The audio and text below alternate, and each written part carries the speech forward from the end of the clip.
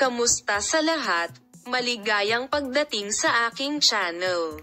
Nasa Argentina sina Tug Babuy Austin at Engin Acurec para makipagkita sa kanilang mga tagahanga.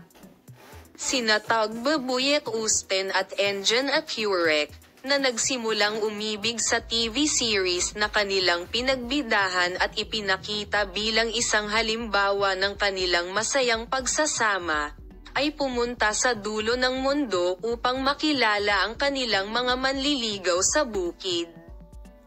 Ang mag-asawang Tug Babuy Austin at Engin Acurec ay nakakaakit ng pansin sa malalim na ugnayan na kanilang itinatag sa kanilang mga tagahanga.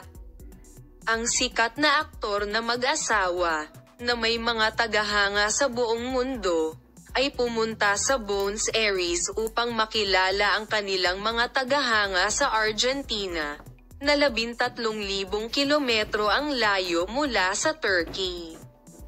Ang matagumpay na aktor ay makikipagkita sa mga tagahanga mula sa iba't ibang rehiyon ng Latin America sa Sabado at makipag-chat sa kanila. Sina Engin Acurec at Tug Babuy Austin ay malugod na tatanggapin ng kanilang mga tagahanga. Ang mga tagahanga ng duo ay hindi makapaghintay para sa pulong.